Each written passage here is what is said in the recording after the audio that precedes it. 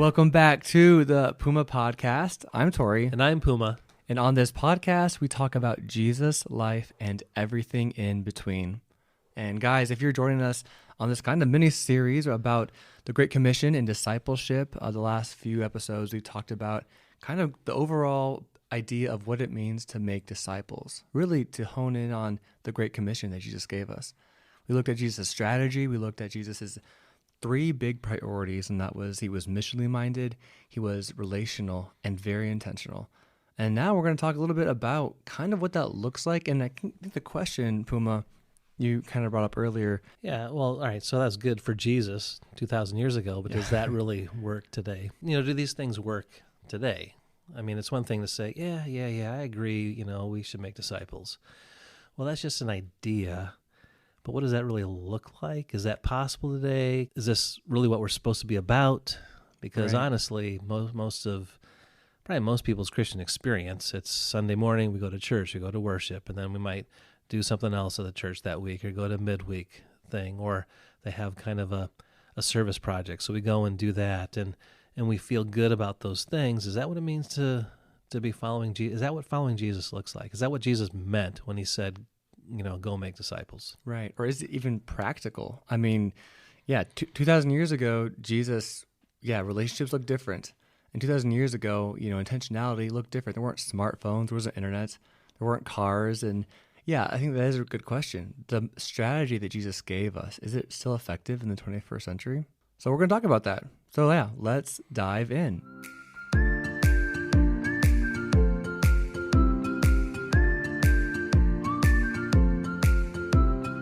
That's a really good question, Tory. I think it's your question, but thank you. I'll take that, I suppose. Yeah, no, it's good. So, does it work today? Yeah. Okay. So I'm glad you brought this up because I have a previous pastor friend, and we were ministry together, and he talked about kind of these three things. Like, I got the mission, right? You're gonna get people saved. We're gonna grow the youth group, and he was super relational. I mean, this guy. Maybe one of the most relational people I've met in ministry. He was always having teens over, a really great friend. If you needed him, he was there. He wasn't afraid to stay up till 3 a.m. doing stuff. Very relational, spent a lot of time with people, and very intentional. Maybe not always intentional in the sense that, maybe that might not be illegal, but he was very intentional about spending time with people. Every road trip, every trip to go to Missouri to get fireworks, he always brought teens with him. He was super duper intentional, relational. And yet he ended up leaving the church. Very bitter, burned a little bit too, but jaded, and has something to do with God now. And in his mind, he did his time. He was relational, intentional, and missional. And yet the teens that, got saved, got baptized, went to camp, aren't walking with the Lord. And so begs the question, okay, did that mission even work? Was it the right mission? Does Jesus' strategy to make disciples still work today? And so I guess the question for you, Puma, tell me about that. I mean, I know you know more of the details, but just in general for our audience, does that kind of attitude, perspective, those values, does it still work today? Yeah, so there's a lot of thoughts that run through my mind as you were kind of sharing that story. And this is what happens, I think, for a lot of people. We talked about in previous episodes, we're talking about purpose, right? Kind of the overall purpose. We talked about the Bible saying that our ultimate purpose is to glorify God, or to glorify God and enjoy Him forever, to give God, the exalted position and, highlight Him. But when we do that, best when we are in right relationship with Him. We were created to bring God glory by relating to Him in a personal, meaningful way with the Creator of the universe. We know that comes through faith in Jesus Christ. Mm-hmm. So that was kind of the big picture and purpose. People always do things on purpose, and we talked about that. The problem is when we think that the purpose that we are pursuing is the ultimate purpose, when it doesn't give us the results that we expect, we tend to have an expectation let down. So you see this throughout life. We talk about midlife crisis, for instance, right? think that my life is going to turn out a certain way. I end up being 40, 45 years old. I don't quite have the career I want. My family isn't the way I want. I don't have the finances that I want. What I expected and the reality don't match. And so you have kind of this expectation crisis. And I think this happens for a lot of people in churches, a lot of people in ministry, because what we are expecting to happen when we give our time and our energy, our money in ministry, and then we don't see the results from that, we have this expectation crisis. And so you see this a lot. Jesus, this is what's so amazing about Jesus. He had his eyes and his heart fixed on the Father.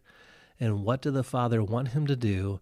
Even if the Father said, I just want you to stay here for 3 weeks. If that's what the Father wanted Jesus to do, Jesus did that. And Jesus found fulfillment in that because he was in right relationship with the Father and obeying the Father, what the Father wanted for him to do. And the cadence or the pace of Jesus' life seemingly was slow according to us, right? He didn't, especially the first, we looked at this in a previous one where he just spent like one winter up in Galilee. Yeah. That first winter it really doesn't say he did anything. Well, was Jesus a failure that winter, or was he doing exactly what the Father wanted him to do at that point? You see, sometimes I don't think we really ask God, there's a lot of things that we could be doing. What do you want us to do? One illustration of that is from John chapter 12, where Mary pours the perfume on Jesus' head, like a week or two before, Passion Week. And the disciples get mad at Mary for what she did. They rebuke her, and Jesus says, no, she has done a good thing. In other words, what the disciples thought would be a good purpose for this, really expensive perfume, a year's worth of wages, and what Jesus thought would be a good use of that, like a year's worth of wages, were very, very different.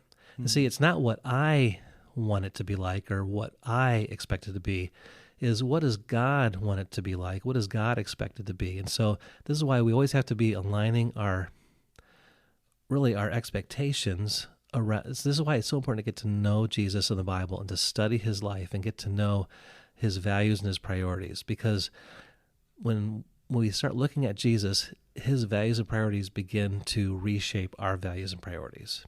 And so that's becoming like Jesus.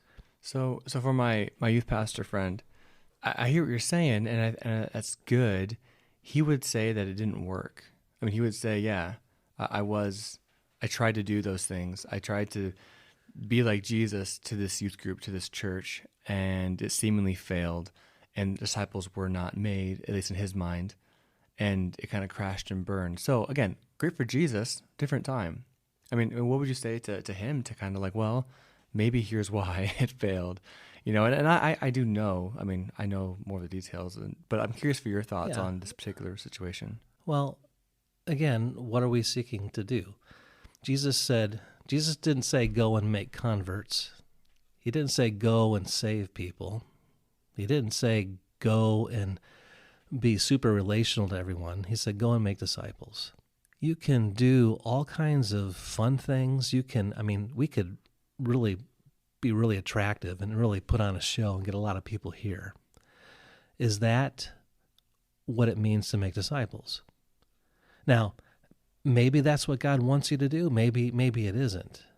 But see, when the question isn't, Jesus, what do you want me to do? And who do you want me to connect with?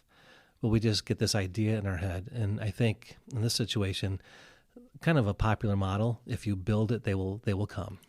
Right? That's kind of a popular idea. If you build it, they will come. And if they come, they will become. And that's kind of a popular mentality, kind of the bigger, the better, more people.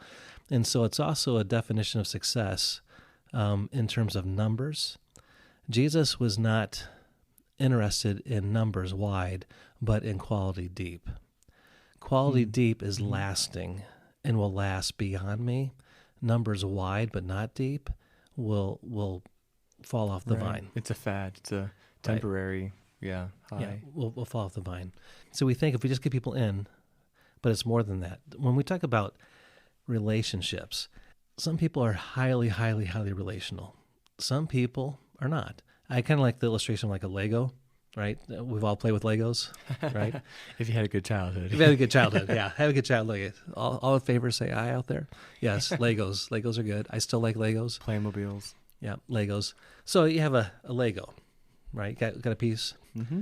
Legos come in different shapes and different sizes. So let's just take a Lego piece, and let's suppose it has, maybe 24 of those little buttons on it, right? Little to snap on, right? There are some Lego pieces that only have 8, right? Little flat pieces that have 8, right? Is one better than the other? No. No. They're both pieces, but their capacity to have other pieces snapped onto it is different. Right. Right? Yep, different function. Different function, yeah. So people relationally, some people have a relational capacity to have a lot more people snapped onto their life, right? They're God designed them to be super relational people, extroverted, whatnot. Other people are more introverted, more kind of laid back, really just have a hard time with a lot of relational connections. Sure. Yeah, it can't be super duper social. Yeah. One isn't better or the other. When we talk about relational, we're not talking about someone that is able to go out there and connect with 100 people. We're talking about someone who is generally willing to invest their life in someone else or someone's else, if you have the capacity to do that, where you're willing to let your life get into their life and their life get into yours, and so that it's life on life relating to each other or discipling each other. Because this is what Jesus meant when, like in John 3:22, that he took the disciples out in the Judean wilderness and spent time with them. That's what the word means. That it's not, we're just a relational person. I'm a outgoing person. It is that he went out there so that Jesus could intentionally spend quality time as well as quantity of time, so that who Jesus was would be clearly seen. They could see Jesus. They could hear him. They watched what he did. He allowed them into his life. And so when we talk about being relational, when Jesus' strategy and methodology is relational, it means that you live in such a way that you live in relationship with people and they live in relationship with you, where they can see your life, you can see their life, and then the intentionality into that. Okay, great. I have a question about that. I think we said it's great. Yeah, to definitely be prayerful, to live in a relationship with people in a way that honors God and even models what Jesus did, how he loved. And again, I guess we could even say Jesus came to seek and save the lost, but that's maybe not necessarily our mission. Jesus came to seek and save. He told us to go and make disciples as we're going to do that. And in terms of my friend, he would say that, people got saved, nothing changed, which makes me wonder if they were really disciples, But even taking a step back from just that, sentence you said about, trying to relate to people in a correct, appropriate way. So this morning, another story, right? So, and I'll be honest, I'm a little bit jaded. I'm still a little bit jaded about this morning. So I'm in the office, no one else is there, and this lady comes in. And there was a wedding at our church this past weekend. Lady doesn't go to our church. And I was in the office last week, and they were setting up in the gym. And so like, oh yeah, we need someone to help hold the ladder and help set up for this wedding. So like, yeah, sure, I'm available, right? I want to be relational to strangers. And so I came in and I helped for a few hours. Not a big deal. Well, this morning, the mother comes in, and she goes, hey, you're the pastor, right? I'm like, yeah, I'm the youth pastor. And she goes, okay, so what hours are you in the office this week? I'm like, what do you mean? She's like, well, when do you usually come into the office? Like, I don't know, like 9 or 10 a.m. usually. She goes, great. Well, Thursday, we need help tearing down from the wedding this past weekend. And so I need you to help with the tear down. And here's the times that, we're tearing down. And I'm like, well, first of all, I said, I'm busy the afternoon. I have to leave at 10:30 to go to Camp Wapsie. But I said, I also don't necessarily know that I can climb on ladders and do some of the stuff they want done. And she goes, because you're damaged. Yeah, I'm broken. Yes. I've had too many surgeries on my shoulder. And I just said, I'm sorry, I can't do some of the things you're asking. And she goes, well, you can still show up and hold a ladder. And so I expect to see you at 9 a.m. on Thursday. And then proceeded to walk away. And so, again, I want to be relational. I want to show Jesus. And I was like, you're kind of being bossy, and I don't even know your name. And so I call out to her. I'm like, hey, excuse me, ma'am. I said, I kind of asked, like, do you not have any help? I mean, again, I'm not I'm not the cleanup crew. I'm here to pastor and shepherd people. And I asked her if she had any help, and she goes, well, my husband is looking for help, but in case he can't find any, I want to make sure someone can be here to help with the cleanup. I'm like, okay, well, can I at least have your number so you can let me know in case he does find help, so I don't have to be here in case something comes up? She's like, nope, I'm not giving you my number. Goodbye, and walks out. So so I go back to my office thinking, what just happened? And I'm a little bit angry.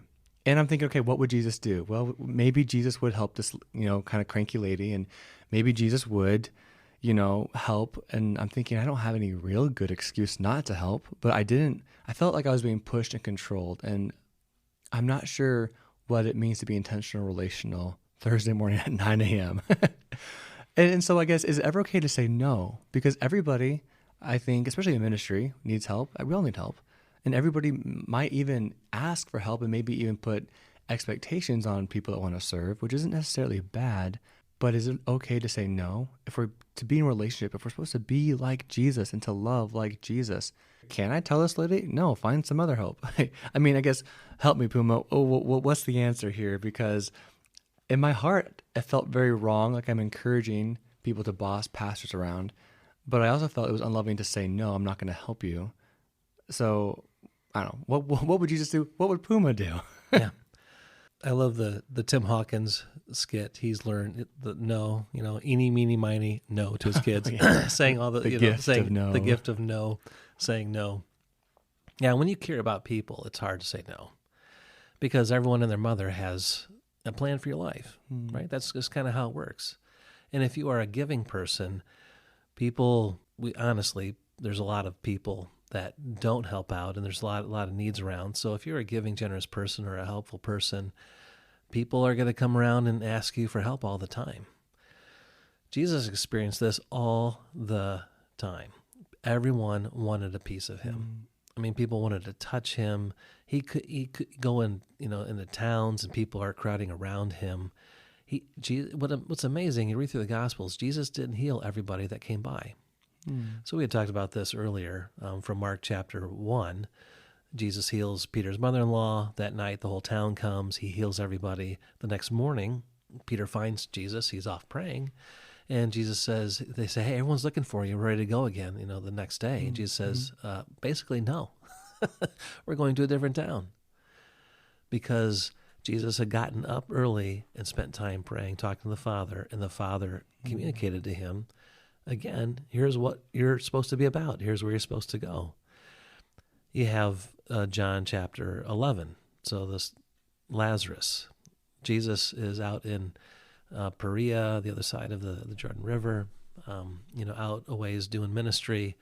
And his good friend, and it says, one who Jesus loved, Lazarus, was sick. Jesus got word that this one that he loved was sick. And this is getting close to the time where he's going to the cross, a couple months before he goes to the cross.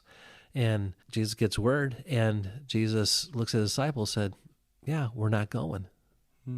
How do you not go? This is someone that it says that Jesus, how do you not go when you get word that one that you love is sick? Right, a dear friend. Yeah, and what's interesting, it says that Jesus says to his disciples, I'm not going so that the Father can get glory and the Son of Man will be glorified through this situation.